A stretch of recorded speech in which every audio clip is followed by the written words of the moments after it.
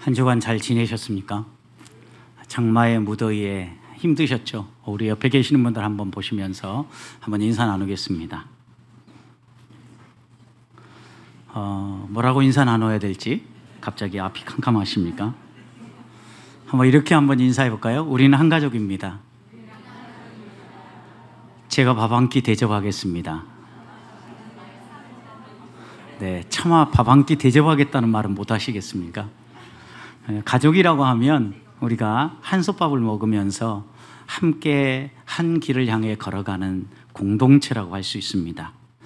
우리는 이렇게 하나의 공동체 안에서 신앙생활하고 믿음으로 가족됨을 누리며 살아가는데, 때때로는 우리가 한 공간에 있고 또 매 주일마다 보고 또 얼굴을 알고 있기 때문에 이 친숙함 때문에 상대에 대해서 잘 알고 있다고 생각할 때가 있습니다. 그런데 여러분 생각해 보십시오. 여러분이 잘 알고 있는 사람에 대하여서 어떤 사람에게 어떻게 소개할 수 있겠습니까? 멀리 두지 말고 여러분 가족을 한번 생각해 보십시오. 여러분 남편, 여러분 아내, 어떤 색깔은 좋아하는지, 어떤 음식은 좋아하는지, 또 어떤 일을 좋아하는지 여러분 누구에게 말해 줄 수 있겠습니까? 아마 이렇게 질문을 던지면 뭘 좋아하지? 어떤 색깔을 좋아할까? 무엇 할 때 제일 행복해 할까? 이렇게 마음속에 생각이 들고 또 앞이 좀 캄캄해지는 듯한 느낌이 들면 우리는 친숙함이라는 함정에 빠져서 잘 알지도 모르는데 아는 것처럼 오해할 때가 많다는 것입니다. 잘 안다는 것은 그 사람에 대해서 내가 누구에게든 편안하게 소개할 수 있다, 설명할 수 있다라는 의미를 담고 있습니다. 혹시라도 어떤 모임에 갔는데 오늘은 여러분 자신에 대해서 소개하지 말고 바로 옆에 계시는 분에 대해서 한번 소개해 봅시다 라고 이렇게 이야기하면 당황스러울 때가 있죠. 한 공동체 안에서 가까이 지낸다고 하지만 겨우 얼굴 알고 또 어떤 경우는 이름조차도 잘 모르는 경우가 있지 않습니까? 그런데 옆에 있는 사람을 소개하라고 하면 그때부터 이름 막 메모하고 뭘 좋아하는지 어떻게 소개하면 좋겠냐고 묻고 그제서야 준비하느라고 당황할 때가 있습니다. 적어도 우리가 한 가족이라고 하면 뭘 좋아하는지, 어떤 행동들을, 어떤 습관을 가지고 있는지, 그리고 뭘 하기를 좋아하는지 자연스럽게 누구에게나 소개할 수 있어야 되지 않겠습니까? 그러기 위해서는 우리가 가지고 있는 이 친숙함을 좀 내려놓고 한 사람 한 사람에 대해서 더 알아가야 합니다.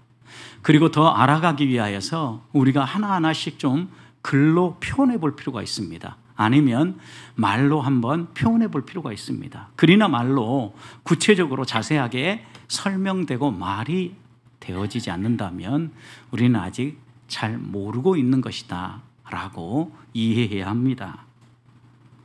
그런 의미에서 우리 옆에 계시는 분들 한번 다시 보십시오. 자, 뭐라고 소개할 수 있겠습니까? 스스로 대답해 보시기 바랍니다.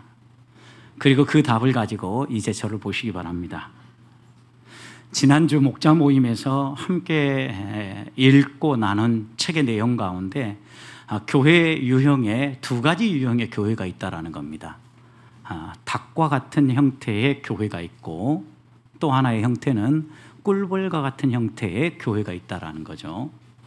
여러분, 닭과 같은 형태의 교회가 있다라는 것은 아마도 처음에 닭들은 자연스럽게 풀어놓고 자연스럽게 살아갈 수 있는 환경에서 키웠죠.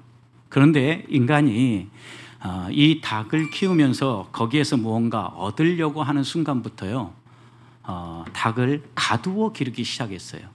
그런데 이 가두어 기르는 것이 더 많은 계란을 얻고 더 많은 닭고기를 얻기 위해서 이제는 닭장이라는 케이지에 넣어서 닭들을 사육하기 시작한 겁니다.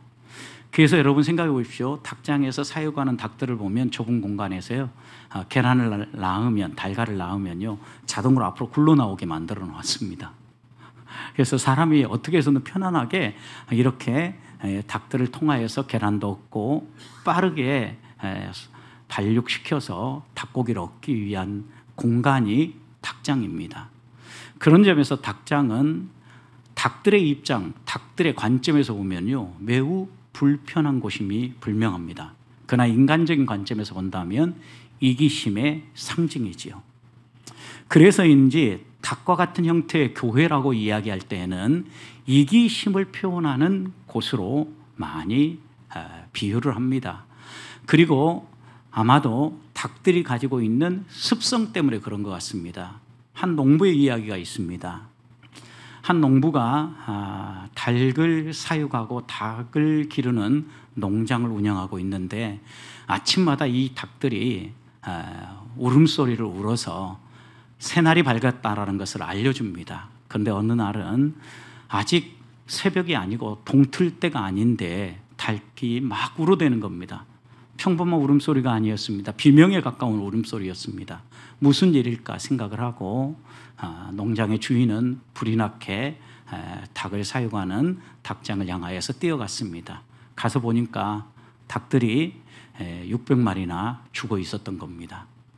그리고 자세히 살펴보니까 한 구석에서는 닭의 천적이라고 하는 수리부엉이가 닭 한 마리를 사냥해서 맛있게 뜯어먹고 있었습니다. 저 수리부엉이가 닭을 600마리나 죽였구나 이렇게 생각을 했습니다. 근데 곰곰이 생각을 해보니까 정말 그랬을까 하면서 엄밀히 살펴보았습니다. 알고 보니까 수리부엉이는 이 닭장에 침입해 들어와서 자기 먹잇감 닭 한 마리를 잡아가지고 공격해서 먹기 시작했지만 이 상황을 보고 놀란 닭들이 다 같이 도망하기를 시작한 겁니다. 걸음아 날 살려라 하고 출구를 향해서 뛰어가다가 닭들이 다 같이 압사해가지고 600마리나 죽게 되었다라는 겁니다. 그런 점에서 이 닭들의 모습은 집단 이기주의의 최후가 무엇인지, 이기적인 공동체의 말로가 무엇인지를 분명히 보여주는 면이 있다고 말할 수 있습니다. 그런데 이런 닭과 같은 형태와 다른 유형의 교회가 있는데 꿀벌 유형의 교회라고 합니다. 꿀벌은 꿀을 발견하면은요 자기 혼자 먹는 법이 없다고 합니다. 항상 자기 동료들과 꿀을 나눠 먹는다라는 거예요. 오스트리아 동물 행동학자인 칼 폰 프리슈 박사는 꿀벌들이 어떻게 꿀 위치를 확인하고 그것을 함께 공유하며 또 같이 꿀을 나눠 먹는지를 연구한 박사님입니다. 그는 꿀벌들을 곰곰이 관찰해 보니까 꿀이 있는 곳이 100m 이내이면 돌아와서 꿀 있는 곳을 가르쳐주는 정찰벌이 춤을 춰서 가르쳐주는데 원형으로 동그랗게 춤을 추면서 꿀벌이 꿀 위치를 가르쳐준다는 거예요. 그런데 100m가 넘어서고 더 먼 거리에 있을 때는 팔자로 춤을 추면서 꿀이 있는 위치를 가르친다라는 거예요. 그런데 춤만 가지고는 어느 방향으로 갈지 사방팔방 흐트러질 거 아닙니까? 그런데 재밌게도요, 꿀벌이 춤을 출 때 태양의 각도와 춤이 펼쳐지는 각도가 꿀이 있는 위치라고 합니다. 그래서 재미있게도 이 꿀들은 그 위치를 정확하게 방향감을 잡고 가서 꿀을 따 먹는다는 거죠. 적어도 이런 꿀벌들의 행동은 무언가 내게 필요한 것이 있을 때 나만 누리고 나만 취하는 것이 아니라 함께 있는 꿀벌들도 누리며 나눌 수 있도록 한다는 겁니다. 위기를 대처하는 방법에서도 꿀벌들은 확연히 달랐습니다. 자기 집을 공격해오는 두세 배 더 큰 말벌이 공격해오면요 단합해서 이 말벌을 퇴치한다라는 거예요. 말벌 한 마리가 들어오면 꿀벌 여러 마리가 뺑 둘러서 아예 이 말벌을 에워싼다는 거예요. 그리고 말벌은 고온에 약하기 때문에 함께 완전히 가두어서 그 공간의 온도를 높이기 시작한다는 거예요. 적어도 45도가 올라가면 말벌은 고온에 견디지 못하고 죽는다라는 거예요. 여러분, 근데 말벌이 죽을 때까지 가만히 있겠습니까? 지도 고양이에게 쫓기다가 막다른 길에 도착하면 어떻게 해요? 고양이에 대든다 그러잖아요. 그런데 말벌은 훨씬 더 힘이 있는데 가만히 죽을 리가 없죠. 이렇게 뺑 둘러 포위할 때 꿀벌들의 포위망을 뚫기 위해서 계속해서 공격한다라는 거예요. 그런데 꿀벌들은 재밌게도 목숨이 걸린 일이잖아요. 자기의 생명을 잃어도 절대 포위망을 풀지 않는다라는 거예요.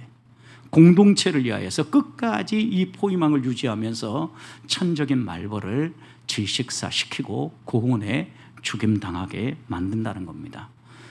나의 안위와 평안을 위해서 살아가는 공동체가 아니라 공동체의 평안과 이웃의 평안을 위해서 살아가는 공동체의 전형적인 모습입니다. 그런 점에서 꿀벌은 어떻게 보면 이기적인 공동체보다는 이타적인 공동체, 더불어 함께 살아가는 공동체를 상징하는 유형이라고 말할 수 있습니다. 성도 여러분, 여러분들은 어떤 신앙생활을 하고 있습니까? 여러분의 삶은 달과 같은 유형으로 묘사하겠습니까? 꿀벌과 같은 유형으로 묘사하겠습니까? 저는 여러분의 신앙생활이든 가정생활이든 사회생활이 닭과 같이 나의 피로를 채우고 나만 살겠다고 달려가는 삶이 아니라 이웃을 배려하고 내 목숨을 내어주는 한이 있다 할지라도 더불어 함께 살아가는 사회를 만들어가기 위해서 나를 기꺼이 내줄 수 있는 꿀벌과 같은 이런 신앙생활을 하고 이런 유형의 교회를 만들어가는 성도들이 되시기를 소망합니다. 그렇다고 하면 여러분, 우리가 지금 6주차, 7주차 계속해서 건강한 교회에 대해서 묵상하고 있는데 여러분이 생각할 때 건강한 교회는 어떤 교회라고 생각합니까? 오늘 예배소서에서 바울 사도는 어떤 교회가 건강한 교회라고 이야기합니까? 오늘 말씀 읽어보면 첫 번째 3절 말씀에서 건강한 교회는 힘쓰는 교회다라고 이야기를 합니다. 1절, 3절 말씀을 보십시오. 평안에 매는 줄로 성령이 하나 되게 하신 것을 힘써 지켜라. 여러분, 무엇을 힘쓰라고 이야기하죠? 하나됨을 지켜내기 위해서 힘쓰라라고 얘기합니다. 힘써 지킨다라는 것은 그냥 기회가 주어지면 하고 또 어려우면 도중에 내려놓는다는 이야기가 아니라 여기에 힘쓴다라는 의미는 목숨을 걸고 죽을 힘을 다해서 애쓴다라는 의미의 단어입니다. 그러니까 적어도 다른 건 다 잃어버려도 이것만큼은 놓칠 수 없다라고 붙잡고 전력 질주하는 것이 힘쓰는 것입니다. 무엇을 위해서 이렇게 힘을 써야 된다고요? 하나됨을 이루어가기 위해서. 근데 많은 사람들은 이렇게 이야기합니다. 교회 신앙생활 할 때 우리 교회는 하나라고, 우리 교회는 너무나 살아기 좋은 교회라고. 여러분, 그런데 많은 사람들이요, 형식적인 하나됨과 형식적인 사랑에 만족하면서 신앙하는 경우가 더 많다라는 사실을 여러분 놓치지 말아야 합니다. 제가 형식적이라고 말하는 데는 이유가 있습니다. 사람들은 신앙생활 할 때 적당한 거리를 유지하면서 사람들과 관계를 맺습니다. 이 사람이 나하고 특별히 이해관계가 얽히고 설키지 않으면 적당한 거리 내에서 화평을 유지하며 행동합니다. 그리고 교회 안에서 무언가가 좀 불편하면 그 다음에 우리들이 취하는 행동이 있습니다. 예배만 드리고 그냥 가버리는 겁니다. 다른 사람하고 오랜 시간을 머물지 않고 부딪히지 않으면 평안하고 화평할 수 있다고 생각하는 겁니다. 혹시 여러분 가운데도 예배만 드리고 그냥 돌아가시면서 나는 하나됨을 이루고 화평케 하는 삶을 힘써 지키고 있다라고 생각하면 착각하고 있는 겁니다. 오해하고 있는 겁니다.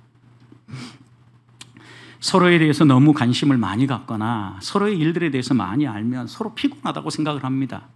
그렇게 아는 순간 내가 시간을 들여야 되고 내 감정이 여러 가지 면에서 소모되기 때문에 적당히 알 만큼만 알고 너무 관심을 갖지 않는 게 좋은 관계법이라고 이해를 합니다. 우리는 이런 것을 고슴도치 사랑법이라고 얘기합니다. 너무 가까이 가면 고슴도치에 뾰족하게 튀어나온 이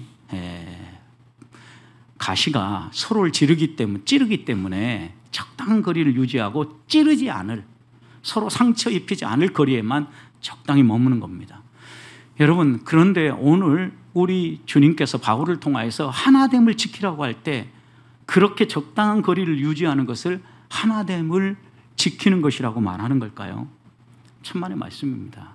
여러분, 하나됨이라는 것은 이렇게 적당한 거리가 아니라 완전히 딱 붙어 있는 겁니다. 연합입니다. 성경은 한결같이 하나됨을 이야기할 때 연합을 이야기하고 있다는 겁니다. 교회 안에 봉사도 적당히 하고 가능하면 내가 할 수 있는 일만 한다라고 얘기하면서 이 일을 피해 다니고 조용히 예배만 드리면서 하나됨을 힘써 지킨다고 하면 이건 거짓말하는 것입니다, 여러분. 신앙생활을 이렇게 하면 별로 싸울 일도 없고 또 갈등을 일으킬 일도 없기 때문입니다. 하나님이 원하는 것은 하나님이 우리 각자에게 맡겨주신 사명을 따라 적극적으로 일하며 봉사하며 신앙생활하라고 얘기합니다. 여러분 적극적으로 신앙생활하고 봉사를 해보십시오. 그러면 그때부터 의견 차이가 생깁니다. 일하는 방식이 다릅니다. 서로 먼저 하고 나중 할 것에 대한 생각이 다릅니다. 그러면서 티격태격 의견 충돌이 일어나면서 싸우기 마련입니다. 갈등이 부각되기 마련입니다. 여러분 그런데 이런 갈등이 부각될 때 덮어두지 말고 그 갈등을 잘 서로 의견을 조율해 가면서 하나됨을 이루라는 거예요. 이게 하나됨을 힘써 지키는 것입니다. 갈등을 적극적으로 여러분 해결해서 하나됨을 이룬다라는 것은 우리들이 서로 다르기 때문입니다. 만약 서로 다 똑같다면 내 생각하면서 다른 사람도 똑같이 대하면 돼요. 왜요? 그러면 나와 똑같은 사람이니까 그 사람도 나처럼 이해할 거 아닙니까? 그런데 여러분 하나님은 우리를 다 다른 사람으로 지으셨다는 걸 잊지 말아야 합니다. 우리는 동일하지 않습니다. 내 생각처럼 상대방의 생각도 동일할 수도 있지만 다르는 경우가 더 많다는 겁니다. 그래서 대화를 해야 되고 생각을 물어야 되고 의견 차이를 좁혀야 되고 그러면서 힘쓰면서 하나됨을 만들어가는 것입니다. 바울 사도는 로마서 14장 1절에서 이렇게 권했습니다. 믿음이 연약한 자를 너희가 받되 그의 의견을 비판하지 말아라. 여러분 믿음이 좋은 사람이 있으면 믿음이 약한 사람이 있고 믿음이 약한 사람이 있으면 또 그보다 믿음이 더 좋은 사람도 있다는 이야기입니다. 그러니 그 사람의 믿음이 이렇다 저렇다 왈가불가 할 것이 아니고 믿음이 연약한 사람이라 할지라도 용기를 내어서 의견을 한번 내었을 때 그 의견이 내 기준에서는 부적합하고 내 기준에서 생각할 때는 좋은 방법이 아니라 할지라도 비판하지 말라는 거예요. 관심을 가지고 공동체에 하나 되기 위해서 한 발을 더 넣고 있는 사람에게 그 의견이 이렇다 저렇다라고 이야기하는 순간 그 사람은 하나됨을 포기하게 되는 거예요. 공동체에 이런 이야기를 들으면서도 남고 싶은 사람은 많지 않기 때문입니다. 갈등이 생겼을 때 우리가 적극적으로 화평함을 이룬다는 의미가 무엇입니까? 바울이 로마서 4장을 통하여서 하나됨에 대해서 중점적으로 강조하는데 29절 말씀을 보십시오. 하나됨을 이루기 위해서 우리들이 제일 먼저 조심해야 될 것은 무릇 더러운 말은 너희 입 밖에 내지도 말고 오직 덕을 세우는데 소용되는 대로 선한 말을 하여 듣는 자들에게 은혜를 끼치라 이렇게 이야기를 합니다. 말 조심하라는 것입니다. 여러분 어떤 말은 피하라는 것입니까? 더러운 말은 피하라는 것입니다. 대신에 어떤 말을 하라는 것입니까? 은혜로운 말을 하라는 것입니다. 여러분 더러운 말, 은혜로운 말 하니까 추상적으로 들리지요. 여러분 그런데 이렇게 생각해 보십시오. 여러분이 들었을 때 기분이 별로 안 좋은 말은 더러운 말입니다. 또 여러분 마음 가운데 뭔가 불편한 말들은요 덕을 세우는 말보다는 갈등을 일으키는 말들이 더 많습니다. 여러분 그러면 은혜로운 말, 선한 말, 덕을 세우는 말은 무엇입니까? 우리의 마음을 흐뭇하게 만들어주고 마음을 열게 만들고 하나 되고 싶도록 만들고 오히려 더 한 발 더 다가서게 만드는 언어들이 바로 그런 은혜로운 말이라고 할 수 있습니다. 이런 말들을 또다시 풀어서 31절 이렇게 이야기합니다. 너희는 모든 악독과 노함과 분냄과 떠드는 것과 비방하는 것을 모든 악의와 함께 버려라. 여러분 말 속에는요 마음이 담긴다라는, 그래서 악의를 버리라는 거예요. 악한 뜻, 악한 의도를 버리라는 거예요. 여러분 악한 의도로 해서 나오는 말들이 어떤 말이 있습니까? 상대방을 비방하는 말이 나옵니다. 상대방의 욕을 합니다. 화를 냅니다. 내가 열받았어. 너의 행동 때문이야. 너의 언어 때문이야. 너의 어떤 것들 때문이야 라고 우리들이 겉으로 악의를 품고 표출하는 거예요. 또 여러분 생각해 보십시오. 상대방이 무엇을 이야기하든지 간에 그걸 귀담아 듣지 않고 막 떠들어 보십시오. 그러면요 그 말들을 통하여서 하나됨을 이룰 수는 없어요. 하나님이 원하는 것은 우리들의 언어를 조심하라는, 그래야만 하나됨을 이룰 수 있다라는 거예요. 여러분 그런데 말 조심이 전부가 아닙니다. 32절 보십시오. 우리의 행동도 바꿔야 되는데 이렇게 얘기합니다. 너희 행동을 바꾸는데 서로 어떻게 하라고요? 친절하게 행동하라는 거예요. 서로 친절하게 하며 불쌍히 여기며 서로 용서하기를 하나님이 그리스도 안에서 너희를 용서하신 같이 하라. 두 가지를 당부한 거예요. 너희 행동이 친절을 가지고 대하라. 여러분, 그래서 보통 우리가 이렇게 얘기하죠. 그 사람의 행동이 마음에서 나오는데 정말 지금 나에게 친절을 베푸는데 마음이 담기지 않는 친절은 어때요? 느껴지죠, 여러분. 그래서 우리가 이렇게 얘기합니다. 마음이 느껴지지 않는다고, 진정성에 와닿지 않는다고. 하나님이 원하는 것은요, 친절을 베풀 때 마음을 담은 친절을 베풀라는 거예요. 그리고 이것과 함께 너희 행동이 너희만 옳다고 주장하지 말고 설령 잘못하고 실수하고 넘어진 사람이 있다 할지라도 어떻게 하라고요? 너희를 용서하신 주님을 생각하면서 그들을 용서하고 용납하고 받아주라는 거예요. 여러분, 이래야 힘써 하나됨을 지키는 거라는 거예요. 우리의 언어, 우리의 행동을 바꾸라는 말씀이에요. 누구나 실수하고 넘어질 수 있음을 인정해야 합니다. 내가 그렇게 넘어질 수 있습니다. 무엇보다도 우리가 받은 주님의 용서를 기억하면서 우리가 이 문제를 풀어야 한다는 이야기입니다. 건강한 교회는 하나됨을 힘써 지키는 교회입니다. 저는 우리 보배교회 성도들이 하나됨을 지키기 위하여서 우리의 말을 조심하고 우리 행동을 친절하게 바꿔갈 수 있기를 소망합니다.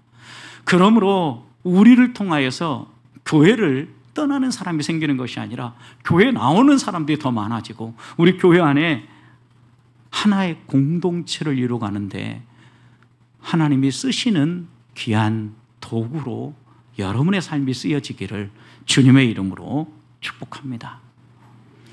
두 번째 건강한 교회는요, 1절 말씀을 보면 하나님이 부르신 부름에 합당하게 행하는 교회입니다.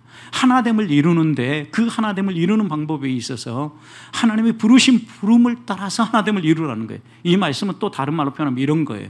하나님이 우리를 각자 부를 때 부르심에 합당하게 불렀다라는 거예요. 믿음의 분량을 따라서 부르셨다라는 거예요. 어떤 사람은 손으로 부르고 어떤 사람은 눈으로 부르고 어떤 사람은 귀로 불렀다라는 거예요. 여러분, 부름에 합당하게 산다는 건 무엇입니까? 손은 손 역할을 해야 되는 거예요. 눈은 눈 역할을 해야 되는 거예요. 귀는 귀 역할을 해야 되는 거예요. 모두가 다 눈 역할을 하려고 해보십시오. 여러분, 그러면 문제가 심각해지는 거예요. 그러면 누가 들어주겠습니까? 누가 손으로 잡아주겠습니까? 하나됨을 이루려고 하면은요, 부르심에 합당하게 하나님이 우리 각자에게 세우신 은혜를 따라서 이 부르심을 이루어가야 되는데 오늘 3절 말씀을 보십시오. 평안에 매는 줄로 이 하나됨을 누가 이룬다고 이야기합니까? 성령이 하나되게 하신 것을 힘써 지키라는 거예요. 그러니까 이런 얘기죠. 너희들도 하나됨을 깨트리는 행동하지 말고 힘써 하나됨을 목숨 걸고 열심히 이루어가고 이 일을 행할 때 너희의 뜻만, 너희의 생각과 너희의 힘만 집중할 게 아니라 하나님이 너희와 함께 하시고 성령이 하나 되게 하신다라는 것을 믿고 그 성령 하나님께 너희 자신을 내어 맡기라는 당부의 말씀이 담겨져 있는 겁니다. 여러분, 성령 하나님께 우리의 삶을 맡긴다는 의미가 무엇입니까? 하나님이 우리에게 갈등을 주실 때는 이유가 있기 때문입니다. 그냥 주어지는 이 세상의 일들은 없어요. 그래서 그리스도인에게 우연은 없다라고 이야기하지 않습니까?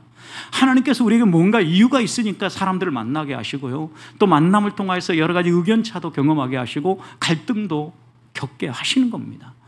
그러니까 여러분, 이럴 때 우리가 하나님을 생각해야 합니다. 하나님이 나에게 왜 갈등을 주셨는가? 갈등에는 이유가 있다라는 거예요. 그래서 그 이유를 바로 이해하면 갈등은 기회가 되어져요. 그러나 이것을 이해하지 못하면요, 갈등은 위기가 되어져 버려요. 성도 여러분, 여러분 앞에 다가오는 갈등을 위기로 맞이하시겠습니까? 기회로 맞이하시겠습니까? 갈등을 피하면 된다고요? 천만의 말씀입니다. 갈등을 피하려고 하면 하나님 나라 가는 수밖에 없습니다, 여러분. 이 땅에서 살아가는 순간 갈등은 부단히 반복적으로 다가오는데 이 갈등을 기회로 만들기 위해서는 이 갈등은 하나님께 영광을 돌릴 기회라는 사실을 기억해야 합니다. 왜 갈등이 하나님께 영광을 돌리는 기회입니까? 갈등은 대부분 우리의 마음속에 있는 이기심 때문에 나오는 것입니다. 자원은 한정되었는데 서로가 그것을 가지려고 하니까 그 이기심 때문에 서로 싸우고 갈등하게 되는 겁니다. 여러분, 그런데 뭐든지 넉넉해 보십시오. 무한정으로 제공되어져 보십시오. 싸울 일이 없습니다. 그래서 우리가 제일 먼저 이런 갈등의 상황이 펼쳐지면 내 자신을 살펴야 됩니다. 이기심이 발동하고 있지 않은가? 내 눈 속에 들보는 없는가? 이것을 먼저 꺼내야 되는 거죠. 여러분, 우리 안에 있는 들보를 꺼내기 시작하면 그 다음에 하나님이 보이기 시작합니다. 하나님의 성품이 내 안에 서서히 묻어나기 시작하는 거죠. 우리 주님이 내어준 것처럼 우리도 또 내어줄 수 있는 여유가 생기고 주님을 닮은 성품이 묻어나면 우리를 통해서 다른 사람들이 하나님을 보게 되죠. 결국 하나님께 영광이 되어진다. 그런 점에서 갈등은요, 하나님께 영광을 돌릴 수 있는 서로의 기회예요. 뿐만 아니라 나를 이렇게 다듬고 내가 하나님을 닮은 사람으로 다듬어지는 기회일 뿐만 아니라 갈등의 상황의 당사자들인 상대방을 바로 잡아줄 수 있는 좋은 기회가 된다는 거예요. 여러분, 그런데 바로 잡을 때 잊지 말아야 될 것이 있습니다. 항상 성경은 온유한 심령으로 바로 잡으라고 이야기합니다. 바로 잡는다라고 생각하면 내가 상대방을 고치겠다라고 생각을 합니다. 그래서 바로 잡기 위해서 우리가 제일 먼저 취하는 방법 가운데 하나는요, 상대방의 죄를 인정하게 만듭니다. 그리고 계속 지적질을 하는 거죠.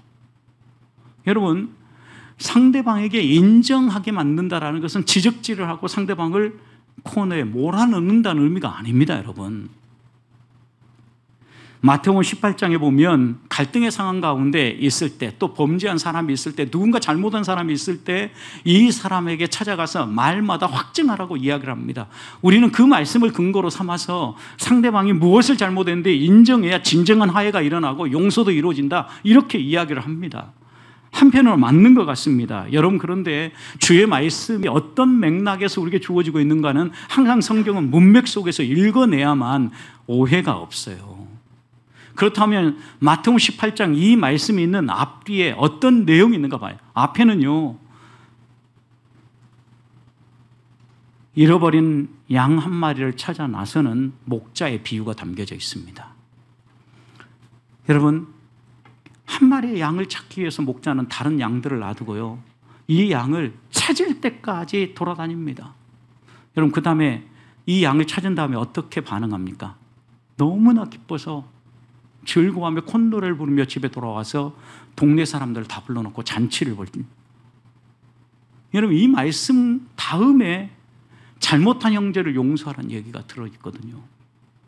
지적하라는 얘기는요, 대놓고 막 그 사람을 코너에 몰라는 얘기가 아니에요. 관점은 회복에 있어요, 여러분. 생각해 보십시오. 잃은 양, 이 양 때문에 얼마나 많은 시간을 낭비했습니까? 나머지 다른 양들이 피해를 입었잖아요. 목자가 얼마나 고생했습니까? 그러면 이 양 찾아서 어떻게 해야 됩니까? 야, 이 나쁜 놈아, 너 때문에 지금 나머지 양들이 얼마나 고생한 줄 알아? 우리가 가려고 하는 길에 지금 시간을 빼앗겼어. 너 때문에 온통 다 고생하고 있어. 너가 잘못한 것이야. 우리 주님은요, 이 잃어버린 양에게 한마디도 하지 않았어요. 그의 책임을 추궁하지 않았어요. 너 무엇 때문에 이렇게 대열에서 벗어나서 네 마음대로 다니냐라고 책망하지 않았다라는 거예요. 주님의 관심은 회복에 있었습니다.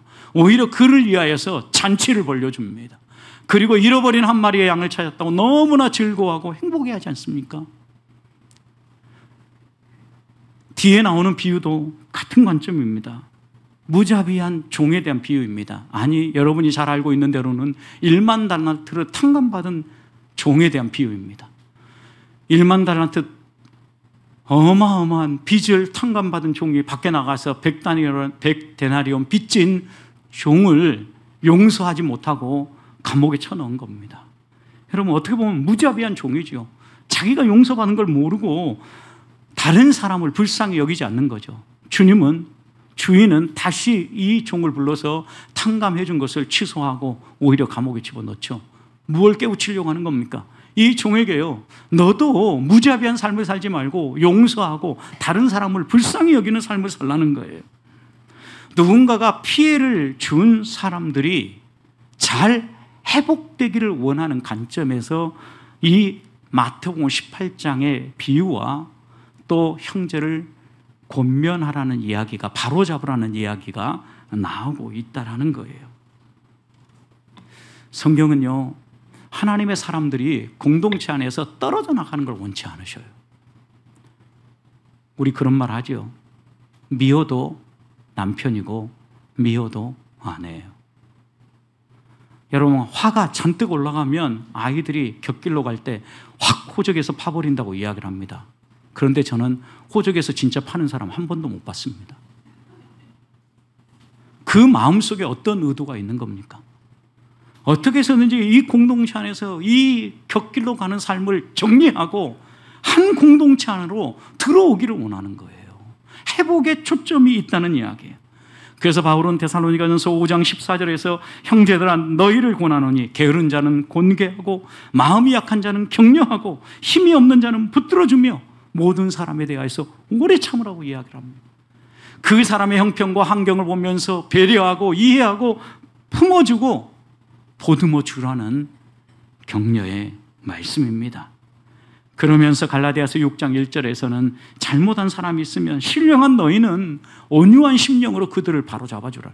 온유한 심령은요, 내가 가지고 있는 힘을 다 쓰지 않는 거예요. 비록 내가 손해를 보고 내가 어려움을 겪어도 상대방이 회복될 수 있는 길을 열어주면서 함께 공동체 안에 품어주는 거예요. 이게 바로잡는 행위예요, 여러분.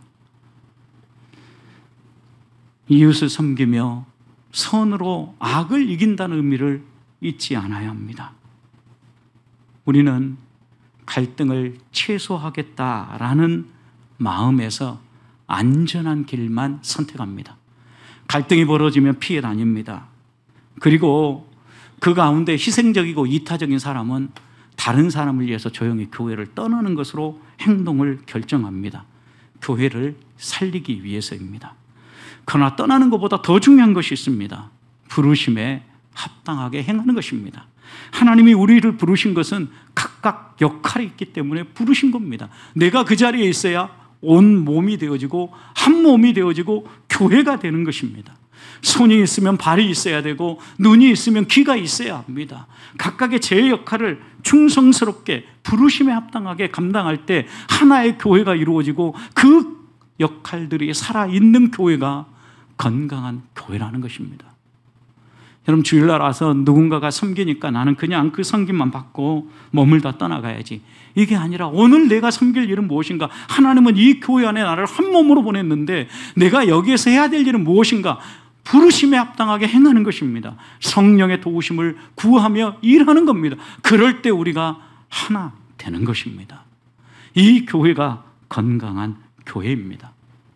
마지막으로요, 힘써 지키라고 이야기하는데 이 단어의 표현은요, 여러분, 한 번만이 아니라 계속하여 지속적으로 힘써 지키라는 표현이에요. 그렇다면 이런 의미예요. 건강한 교회는 한 번 이렇게 했다고 멈추지 않고 계속해서 이렇게 한다라는 거예요.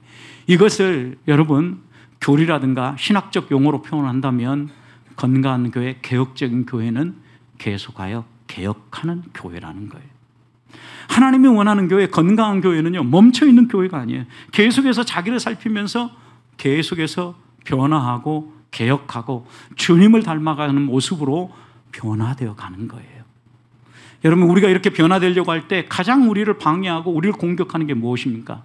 히브리서자는 히브리서 12장 15절에서 쓴뿌리라고 이렇게 묘사했습니다. 히브리서 12장 15절 말씀입니다. 너희는 하나님의 은혜에 이르지 못하는 자가 없도록 하고 또 쓴뿌리가 나서 괴롭게 하여 많은 사람이 이로 말미암아 더럽게 되지 않도록 해라. 여러분, 쓴뿌리의 역할이 무엇입니까? 많은 사람을 은혜에 도달하지 못하도록 방해하고요, 거룩한 삶을 살지 못하고 더러운 삶을 살게 만든다. 무엇이요? 쓴뿌리가, 여러분. 그렇다면 이걸 또 반대로 얘기하면 우리가 하나님 앞에서 주님의 말씀을 따라 거룩한 삶을 살지 못하도록 방해하는 것은 쓴뿌리입니다, 여러분. 또 우리가 하나님의 은혜를 사모하고 내 마음 안에 은혜를 향하여 나아가려고 할 때 이 은혜를 깨트리는 것이 있다고 하면 그것은 쓴뿌리입니다. 이런 쓴뿌리는 반드시 제거해야 합니다. 그러지 않으면 우리가 은혜 안에서 살아갈 수 없어요. 은혜 아니면 살 수 없다고 하는데 은혜를 깨뜨리고 은혜에 이르지 못하게 만드는 이 쓴뿌리를 그대로 둘 수는 없잖아요. 여러분, 우리의 몸의 염증은요, 제거하지 않으면 몸 전체를 염증으로 온통 병들게 만들어요. 그래서 몸에 있는 염증은요, 반드시 염증 제거하는 약을 사용해서 이 염증을 제거해야만 합니다.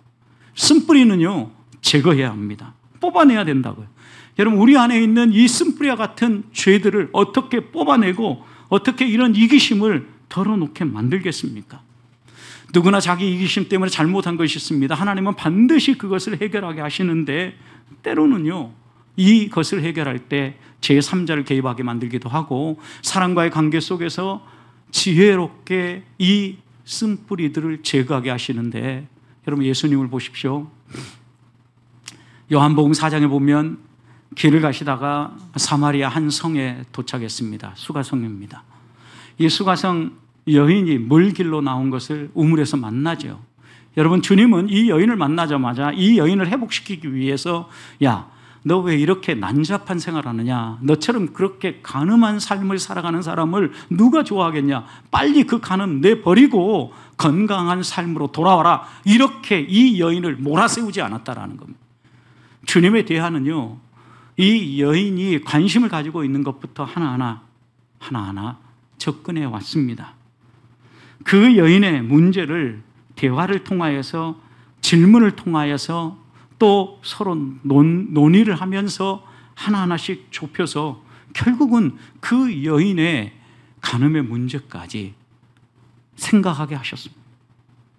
스스로 돌아보게 하셨습니다. 스스로 그 죄를 회개하게 하십니다. 그리고 이 여인은 그 속에서 예수 그리스도로 말미암아 얻는 새 생명, 안에서부터 솟아나는 생수의 강이 무엇인가를 맛보았습니다. 그러면서 이 여인은 자기 동네에 가서 뛰어가서 외칩니다. 내가 메시아를 만났다. 너희들도 와서 그 메시아 좀 만나봐라. 무엇이요? 분명히 이 여인이 잘못한 삶을 살고 있었고 이 여인이 문제가 있었음에도 불구하고 주님은 직접적으로 이 여인의 문제점을 들춰내지 않았다고요. 예수님만입니까? 사도 바울도요, 사도행전 17장의 말씀을 보면 아테네에 가서 복음을 전할 때, 여러분 아테네 어떤 곳인지 알잖아요. 그 당시 그리스에서는요, 온갖 신들을 다 모아놓은 거예요. 만신전이 있었습니다. 이곳에는요, 온갖 신을 숭배했고 이름 모를 신까지 생각하면서 그들을 위하여서 제물을 드리는 제단이 있을 정도였습니다. 바울이 그들을 향하여서 복음을 선포할 때, 이 나쁜 놈들아 왜 그렇게 어리석게 우상을 숭배하느냐? 바울은 그들을 때리지 않았습니다. 그들의 관심사로 접근했습니다. 그들의 관심사가 무엇입니까? 인간은 연약하고 신적 도움이 없이는 살아갈 수 없다는 걸 알았습니다. 그들의 종교성을 이용한 것입니다.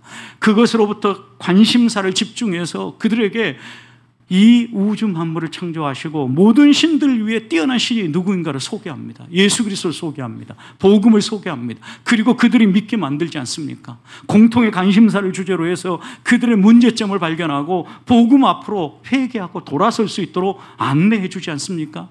곁길로 가고 잘못되어 있는 사람을 어떻게 바로잡는가를 보여주는 말씀입니다. 구약 성경의 에스더도 여러분 생각해 보십시오. 에스더는 자기 민족이 몰살당할 위기에 처해 있다는 것을 모르드게를 통하여서 전해 들었습니다. 자기가 할 일은 하나님께서 나를 이 왕비의 자리에 세운 것은 이때를 이함이라는 이해를 갖게 됩니다. 그리고 왕에게 이 문제를 풀기 위해서 잔치를 벌입니다. 그런데 잔치를 벌이자마자 이 여인은 왕에게 자신의 요청을 청하지 않습니다. 왕이 아무리 무엇 때문이냐라고 물어도 대답하지 않습니다. 하나님이 준비한 때가 느껴질 때까지, 이것이 완전히 준비되었을 때까지 기다립니다. 잔치가 2번 반복되어지고 상황이 무르익고 하나님의 때가 되었다고 할 때 유다인들에 대한 위기 상황을 왕에게 이야기합니다. 그리고 그 모든 위기 상황에서 건져줄 것을 건의하지 않습니까? 여러분, 이런 성경의 예들을 보십시오. 어떻게 보면 우리들이 어떤 사람들을 바로 잡아갈 때 지적하고 문제에 대면하게 만들고 직접 들추어내서 고치는 것이 아니라 호의를 보임으로, 사랑을 베풀므로, 실수로 깨닫고 복음 안에서 회개하고 돌아설 수 있도록 징검다리를 놓는 것이 하나님이 원하시는 방법이라는 것. 때로는 중간에 제3자, 우리는 이런 사람을 중재자라고 이야기합니다. 중재자를 붙여서 풀 때도 있습니다. 여러분, 야곱이 형에게 거짓말을 하고 형의 복을 다 취해서 도망갔습니다. 왜요? 형이 그를 죽일 것처럼 보였기 때문입니다. 그러나 외삼촌의 집도 안전한 곳은 아니었습니다. 집으로 돌아올 때가 되었습니다. 여전히 형의 분노가 꺾이지 않았다는 이야기를 듣고 그는 어떻게 할까 고민 끝에 먼저 종들을 보내고 그 다음 선물들을 보냅니다. 왜요? 형의 마음을 누그러뜨리기 위해서입니다. 형의 마음이 적어도 이것 때문에 좀 더 완화될 때까지 그는 야복 나루토에서 하나님과 씨름하며 기도합니다. 하나님의 은혜를 구합니다. 그리고 그는 야곱은 그 형 에서를 만나지 않습니까? 두 사람이 얼싸안고 연합, 하나됨의 은혜를 누리지 않습니까? 야곱만입니까, 여러분? 요셉의 형들도요, 아버지가 죽고 난 다음에 분명히 요셉이 과거의 자기의 잘못을 기억하면서 그들을 아마도 혼낼 거다, 벌을 줄 거다 라고 생각을 했던 것 같습니다. 그래서 창세기 50장 보면 요셉에게 한 사람을 세워서 보냅니다. 아버지가 생전에 이런 말씀하셨습니다. 저희에 대해서 잘 대해 주십시오. 중재자를 보내지 않습니까? 어리석은 나발이 다윗의 요청에 험하게 대답하죠. 듣보잡인 너에게 누가 떡을 주고 누가 물을 주겠냐? 이렇게 험한 말로 다윗의 분을 돋구었습니다. 위기 상황이 다가온 줄 알았습니다. 지혜로운 여인 나발의 아내 아비가일은 급히 음식과 물을 싸들고 다윗에게 찾아갑니다. 제 남편이 어리석어 그렇습니다. 용서해 주십시오. 제가 잘 대접하겠습니다.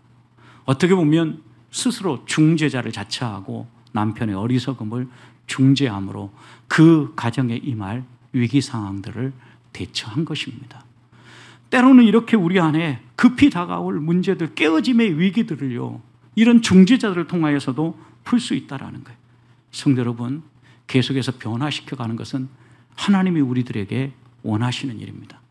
변화되지 않으려고 버티면 버틸수록 갈등은 더 증폭되지만 내가 변화되겠다라고 다짐하는 순간부터는 그 갈등은 줄어들기 시작합니다. 하나님은 우리가 변화되기를 원하십니다. 하나님은 우리가 개혁되기를 원하십니다. 주의 말씀을 따라 주님을 닮은 사람들로 바뀌기를 원합니다. 우리의 마음속에 여러 가지 생각이 앞설 때, 어떤 표현들이 나올 때, 또 내게 잘못한 사람들에 대해서 막 험한 말이 나올 때, 그때 멈춰서서 우리는 생각해야 합니다. 하나님이 원하시는 것이 무엇인가요? 나를 부르심에 합당하게 내가 행하는 것이 무엇인가를 점검해야 합니다. 그러면서 하나됨을 힘써 지켜야 합니다. 험한 말을 내려놓아야 합니다. 덕이 되고 은혜로운 말을 해야 합니다. 착한 행실로 상대방을 호의적으로 대하고 잘못을 스스로 깨우치고 돌이킬 수 있는 시간을 드려야 합니다. 그래야 회복되어집니다. 하나가 되어집니다. 변화되어져서 함께 하나님 영광을 위해서 살아가게 되는 것입니다. 사랑하는 성도 여러분, 건강한 교회가 어떤 교회입니까? 하나됨을 힘써 지키는 것입니다. 부르심에 합당하게 행하는 것입니다. 하나님의 말씀을 따라 부단히 나를 힘써 변화시키고 개혁함으로 하나됨을 이루는 것입니다. 이 말씀을 마음에 새기고 한 주간 살아가는 동안 장마와 무더위로 불쾌지수가 올라가고 갈등이 쉽게 유발되는 이 시기에 오히려 화평케 하는 삶을 살아가는, 하나됨을 힘써 지키는 우리 보배의 성도들이 되시기를 주님의 이름으로 축복합니다.